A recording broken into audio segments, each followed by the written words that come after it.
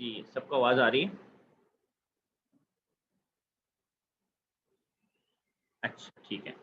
Sorry थोड़ा-सा time लग गया ऑनलाइन आने में, असल में इंटरनेट के यहाँ पर जो पासवर्ड्स हैं वो एडमिन ने चेंज किए हैं, तो मेरे पास उस नया पासवर्ड नहीं था, तो फिर जो कंप्यूटर इंचार्ज हैं उनको आकर कनेक्ट करने में थोड़ा टाइम लगा, वो कहीं थे। सो अभी चीज़ें आपको पता है थोड़ा-सा अनसर्टेन चल रही हैं कि फाइनली क्या होने वाला है। क्या हम थर्सडे से क्लासेस ऑनलाइन पे ही चले जाएँगे या क्या होगा? तो उसमें प्रॉब्लम कन्फ्यूज़न इस वज़ह से है कि जो फेडरल है उसको तो आपको पता है कि उन्होंने अनाउंस किया है कि आपने बंद करना है। सिंध ने अभी तक क्योंकि स्कूल सिंध गवर्नमेंट के अंडर आते हैं तो उसकी तरफ से कोई क्लियर इंस्ट्रक्शंस नहीं है, क्योंकि उन्होंने सैटरडे को ये बोलकर कन्फ्यूज़न क्रिएट कर दी है कि हम स्कूल बंद नहीं करेंगे। तब क्या वो अगेंस्ट जाना चाह रहे हैं फेडरल के, क्या है? और स्कूल्स क्या, क्योंकि उन्होंने ये भी बोला है कि स्कूल्स की पर्सनल चॉइस है, तो पर्सनली स्कूल ओनर्स क्या करते हैं, सरवाहज क्या अनाउंस करते हैं अपने एंड से, क्योंकि अब उनकी डिस्कशन है। तो as a teacher I am waiting and students also you are waiting कि क्या डिसीजन होता है। बट अगर हम थोड़ा-सा अभी इस चीज़ों को प्लान आउट करें, तो मिस सुमैरा से जो मेरी बात हुई थी, तो उन्होंने मुझसे कहा है कि अब हमने मिड ईयर्स को आगे बढ़ा दिया है। ठीक है? अब मिड ईयर्स इन्होंने जनवरी में कर दी हैं। जब स्कूल खुलेंगे तो मिड ईयर लेंगे। तो उस हिसाब से इन्होंने कहा है कि अब आपके पास काफ़ी टाइम है, तो अब आप P5 पढ़ाना स्टार्ट कर दें बच्चों को। तो जहाँ तक हमारी सिलेबस कवरेज की बात है, we will be starting with P5 today. तो ये जो आपका हैंडआउट है इलेक्ट्रोकेमिस्ट्री का, अगर आप ये निकाल लें प्लीज़। इलेक्ट्रोकेमिस्ट्री हैंडआउट, एक सेकंड मेरे कॉल आ रही है।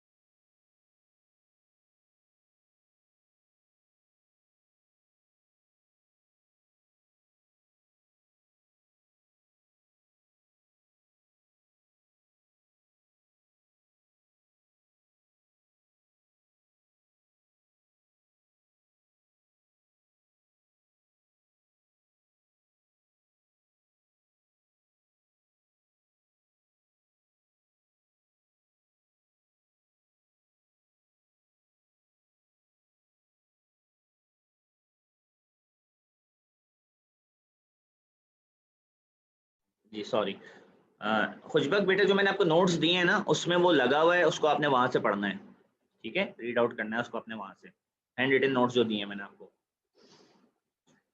अच्छा, आई होप आपने अभी तक हैंड आउट सबने निकाल लिया है, और इसके अंदर आगे एक पेज नंबर है, मैं अपने फाइल से बताता हूँ, पता नहीं आपसे मैच करेगा या नहीं करेगा वो।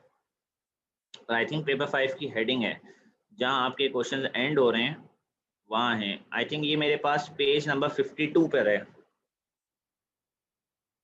Page number 52। इस क्वेश्चन के अंदर ना स्पेसिफिकली जो क्वेश्चन खुला हुआ है इसमें गलती हो गई है कि इसको कॉपी करते वक्त इसमें बीच में से एक पेज गायब हो गया है, तो इसका एयर मैं आपको बता दूंगा, वो आप वहां से ले सकते हैं पेज। अभी हम ये वाला क्वेश्चन नहीं कर रहे, ठीक है।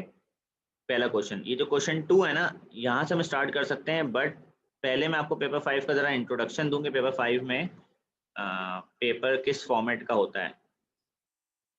आपको मेरी स्क्रीन नज़र आ रही होगी, मैं इसमें एक पेपर 5 ओपन कर रहा हूँ। फर्स्ट करें हम विंटर 2019 का paper, one of the recent papers open करते हैं। तो सबसे पहली बात, इस पेपर की ड्यूरेशन 1 आवर 15 मिनट्स होती है। ये 30 मार्क्स का पेपर होता है। इसके अंदर सिर्फ 2 सवाल होते हैं, 15-15 मार्क्स ईच, ठीक है।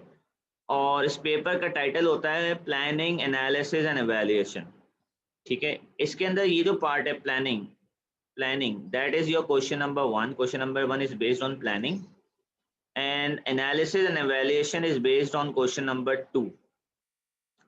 प्लानिंग किसे कहते हैं, एनालिसिस एंड एवेल्युएशन किसे कहते हैं, इस पर अभी हम बात करते हैं। जो सेकंड पार्ट है एनालिसिस एंड एवेल्युएशन, वो थोड़ा बच्चे के लिए ना सॉल्व करना आसान होता है। अब जैसे क्वेश्चन नंबर 1 है, अब ये ऑर्गेनिक केमिस्ट्री के ऊपर आया हुआ है, सही है। अब ये अगर आप इसके टोटल मार्क्स देखेंगे तो मोस्ट प्रोबेबली 15 होंगे, 13 मार्क्स का ये, इसका मतलब दूसरा वाला जो है वो इन्होंने 18 मार्क्स का किया हुआ होगा। ये जो दूसरा क्वेश्चन है ये इक्विलिब्रियम से रिलेटेड है कुछ पार्ट। दूसरे क्वेश्चन में क्या होता है, जो क्वेश्चन 2 से हम स्टार्ट कर रहे हैं, इसके अंदर हमेशा एक स्टूडेंट का एक्सपेरिमेंट डिफाइन हुआ होता है।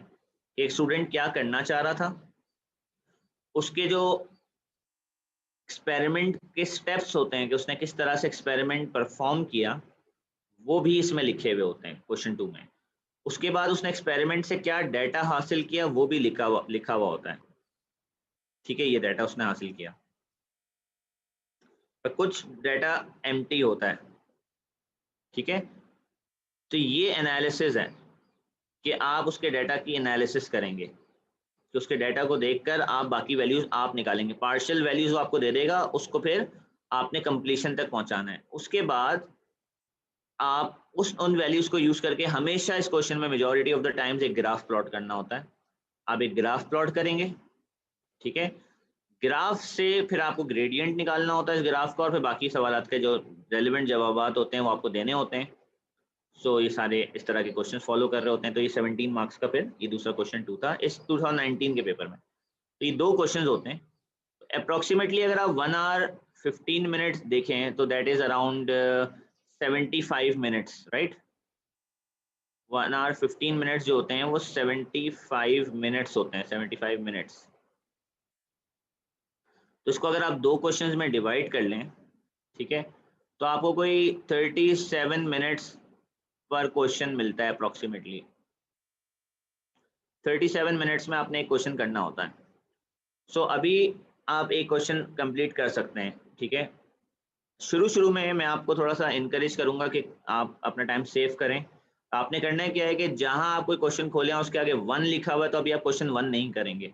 पहले हम कुछ क्वेश्चन 2 की प्रैक्टिस करेंगे, 2 में जब आप फ्लुएंट हो जाएंगे तो फिर हम 1 की प्रैक्टिस करेंगे, ठीक है।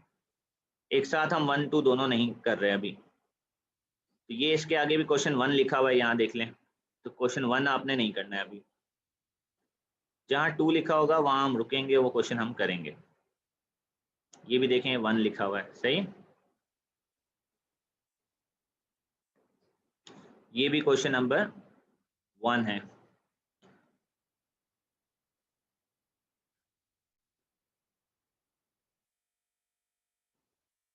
ये क्वेश्चन नंबर 2 है, सही।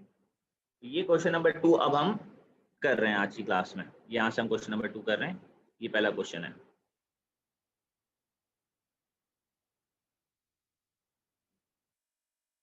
ये आज आप कभी ऑलमोस्ट पूरा शायद ना कर पाएं, क्योंकि पहले आपको थोड़ा सा टाइम लगता है इसको समझने में। तो जरा ये पढ़ते हैं कि यहाँ पर ये क्या कर रहे हैं। कह रहे हैं डाइल्यूट सल्फ्यूरिक एसिड की इलेक्ट्रोलिसिस हो रही है प्लेटिनम इलेक्ट्रोड इस्तेमाल करके। ठीक है, अगर आप डायग्राम देखें तो ये रहा प्लेटिनम इलेक्ट्रोड और ये रहा dilute sulphuric acid as an electrolyte. तो this is your electrolyte, these are your electrodes,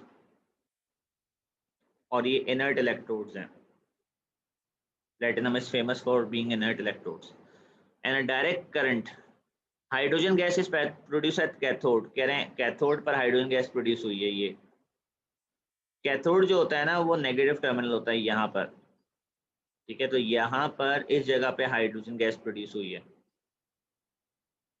burette 1 में, ब्यूरेट 1 इन्होंने मेंशन किया हुआ है, ब्यूरेट 1 में आप हाइड्रोजन कलेक्ट कर रहे हैं और ब्यूरेट नंबर 2 में ऑक्सीजन कलेक्ट हो रही है। Oxygen is produce at the anode और the two gases are collected separately. इसमें आपको ओ लेवल से पता है कि हाइड्रोजन ज़्यादा कलेक्ट होती है और ऑक्सीजन कम कलेक्ट होती है। ये अभी तो इनिशियली लेवल पर हैं, पर थोड़ी कलेक्शन के बाद ये लेवल नीचे होगा ज़्यादा और वो लेवल थोड़ा ऊपर होगा। हाइड्रोजन ज़्यादा कलेक्ट होगी, ऑक्सीजन थोड़ी कम कलेक्ट होगी। सही है, ये ओ लेवल में भी कॉन्सेप्ट होता था इलेक्ट्रोकेमिस्ट्री के अंदर।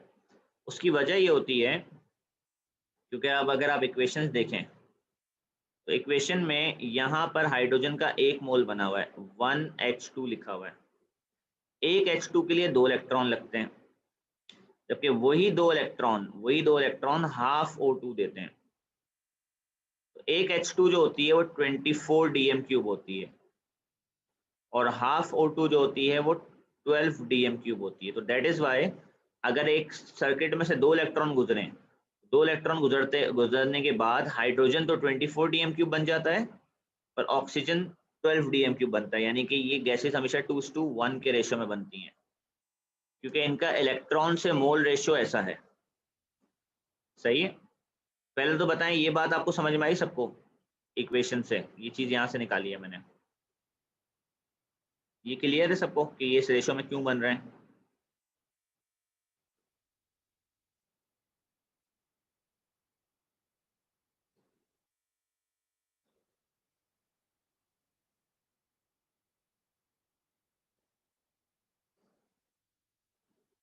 अच्छा जी, इसके बाद सवाल आते हैं। The production of hydrogen gas over time can be measured and the data used to determine the charge of 1 mole of electron known as the Faraday's constant.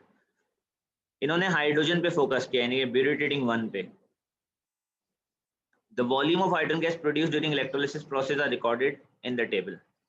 और ये जो हाइड्रोजन कलेक्ट हुई है टाइम के साथ साथ, जीरो टाइम पे ब्यूरेटेडिंग 46.2 cm³ volume water था उसमें, ये वाटर था। ठीक है, 50 सेकेंड्स के बाद वॉल्यूम कम होकर इतना रह गया। तो बाकी जो वॉल्यूम कम हुआ है वो हाइड्रोजन है। तो ये निकालने के लिए आप 46.2 में से 41.2 माइनस करें तो हाइड्रोजन आई है। मतलब ये क्या बता रहे हैं? ये बता रहे हैं कि आपके पास एक ब्यूरेट है, उस ब्यूरेट में पहले स्टार्टिंग में जो पानी का लेवल था वो था 46.2 पे, थोड़ी देर के बाद वो लेवल नीचे चला गया है 41.2 पर। तो ये जो लेवल नीचे आया है इतना, ये गैस भर गई है यहाँ पे, इतने में गैस भरी है। तो वो गैस का लेवल, गैस कितना वॉल्यूम है, इनका डिफरेंस। इस तरह यहाँ डिफरेंस निकलेगा 41.2 माइनस 36.2 से। इस तरह आप सबके डिफरेंसेस निकाल कर पहले टेबल कंप्लीट करेंगे, पूरा टेबल कंप्लीट होगा। उसके बाद आपने चार्ज निकालना है। चार्ज निकलता है Q इक्वल टू IT से। I फिक्स्ड है, तो आपने क्या करना है 0.8 को मल्टीप्लाई करना है टाइम से। तो अभी तो टाइम 0 सेकेंड्स है, तो यहाँ तो चार्ज कुछ नहीं आएगा। यहाँ 0.8 को मल्टीप्लाई करना है आपने 50 से, यहाँ 0.8 को मल्टीप्लाई करना है आपने 100 से, यहाँ 0.8 को आपने मल्टीप्लाई करना है 150 से। इस तरह यहाँ आंसर लिखेंगे आप। जब आप ये डाटा फिल कर लेंगे तो you'll get 2 marks for this. सही, पहले तो अभी आप ये डाटा प्रोसेस कर लें, और डाटा प्रोसेस करने के बाद नेक्स्ट पेज पे जो ग्राफ है इस पे आप इस डाटा को प्लॉट करें। जो आपने वॉल्यूम निकाला है वो आपका y कोऑर्डिनेट है, और जो आपने चार्ज निकाला है वो आपका x कोऑर्डिनेट है। एक आपका passing through origin straight line बनेगी। तो ये आप जरा ड्रॉ करें, पहले सब लोग ड्रॉ करें, सबका सेम आंसर आएगा क्योंकि सबकी रीडिंग सेम है, सबके स्केल टू द स्केल दिया हुआ है, स्केल आपने सेलेक्ट नहीं करना। आप सबने लाइन प्लॉट करनी है और उसको ना लाइन ऑफ क्रॉसेस के बीच से गुजारिएगा। अच्छा, इसको प्लॉट करते हुए अगर आपको कोई कोऑर्डिनेट है तो उसको यूं छोटा सा सर्कल बना सकते हैं, ठीक है। यूं करके आपके पॉइंट्स आएंगे इसके आसपास, हो सकता है कुछ पॉइंट्स लाइन के ऊपर हो। कोई पॉइंट अगर लाइन से थोड़ा दूर आ रहा है, इस तरह दूर आ रहा है, तो उसको लाइन से मिलाने की कोशिश मत कीजिएगा, वो एनामोलस पॉइंट कहलाता है।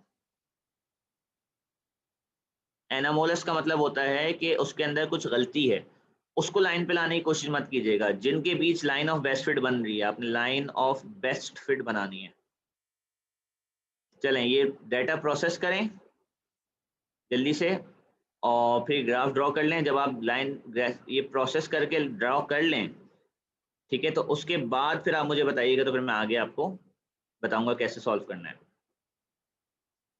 सो आई थिंक ये 10-15 मिनट में हो जाएगा ग्राफ प्लॉट। तो अभी 11:40 हो रहे हैं, 11:50 तक मैं देखता हूँ अगर आपसे ड्रॉ हुआ या नहीं। ड्रॉ करें इसको।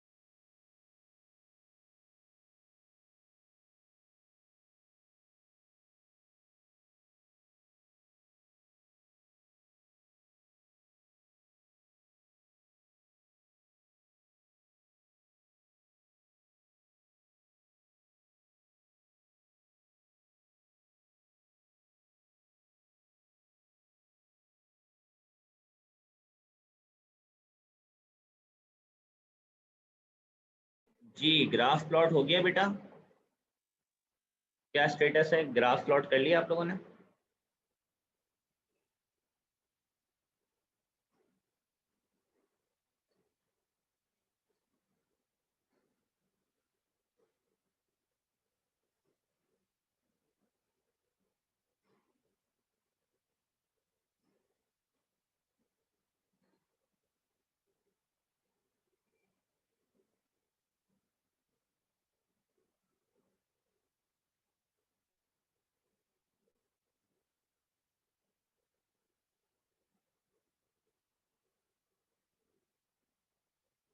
अच्छा जी, तो इसके बाद आपने ये करना है कि इन्होंने पूछा do you think the results obtain in A R reliable, explain your answer. तो इसका आंसर ये होता है कि अगर आपने कितने एक्सपेरिमेंट्स कंडक्ट किए हैं, अगर आप ये काउंट करें, जैसे कि आपने नंबर ऑफ एक्सपेरिमेंट्स रीडिंग्स जो ली हैं वो 1 2 3 4 5 6 7 8 9 10, 10 रीडिंग्स ली हैं, तो इसमें से अगर 70% मतलब 7 रीडिंग्स लाइन के ऊपर आ रही हैं, 70%, 7 पॉइंट्स लाइन पर हैं, कोई 1 2 3 मैक्सिमम 3 पॉइंट्स एनामोलस हैं, कोई 3 पॉइंट्स लाइन के ऊपर नहीं है, तो आप कहेंगे रिजल्ट रिलायबल है। तो आपकी जो रीडिंग्स होती हैं उनमें से कितनी रीडिंग्स लाइन के ऊपर आ रही हैं, ये आपकी रिलायबिलिटी शो करती है कि आपके रिजल्ट में कितना कोरिलेशन है, कितना क्लोज एग्रीमेंट है। ठीक है, तो अगर आपके सारे पॉइंट्स लाइन पर आ रहे हैं, कोई 1 या 2 पॉइंट लाइन पे नहीं आ रहे, तो आपका आंसर होगा कि readings are reliable as most of the points are on the line of best fit. मैं आंसर रिपीट कर रहा हूँ कि अगर आपके ज्यादातर पॉइंट्स लाइन के ऊपर हैं, तो आप इसका जवाब लिखेंगे कि the result is reliable as most of the points are on the line of best fit। अगर अभी आप 15 में से मार्क्स कैलकुलेट करना शुरू करें, तो आपको यहाँ टेबल सॉल्व करने के 2 मार्क्स, ग्राफ प्लॉट करने के 2 मार्क्स, ये आंसर देने का 1 मार्क मिल चुका है, तो आपके 10 मार्क्स रहते हैं। उन 10 मार्क्स में से 2 मार्क्स ग्रेडियंट निकालने के हैं, तो अब आप कोऑर्डिनेट सेलेक्ट करें, अपने 2 कोऑर्डिनेट सेलेक्ट करें, x2 x1 y1 और x2 और y2 सेलेक्ट करें और ग्रेडियंट निकालें और बताएं ग्रेडियंट कितना आ रहा है।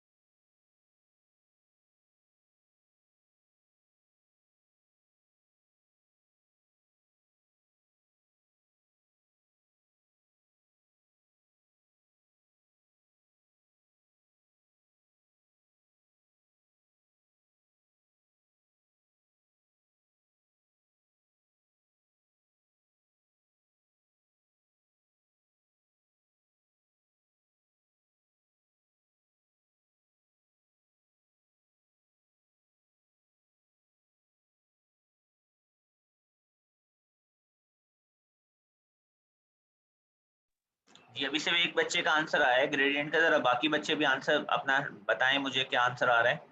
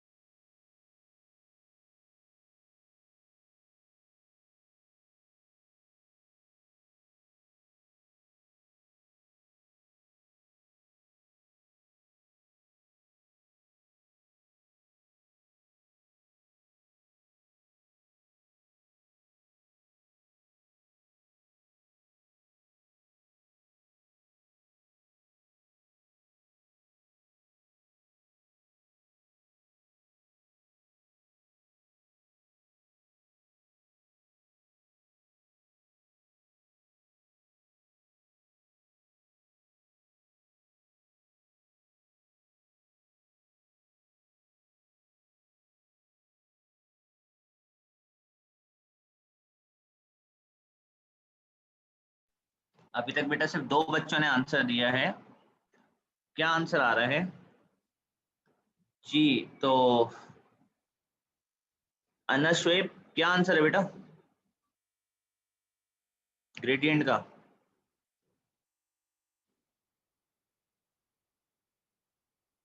अनस शुएब,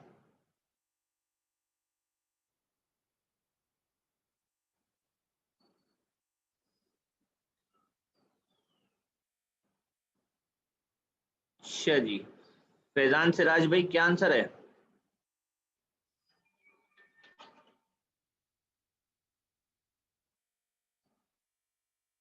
चलें भाई, सब लोगों के माइक खराब हो गए। ऑनलाइन क्लासेस शुरू हो गई हैं, मुबारक हो। सर 0.12 आ रहा है मेरा। सही आ रहा है, ठीक है। 0.12 0.125 के करीब आंसर है।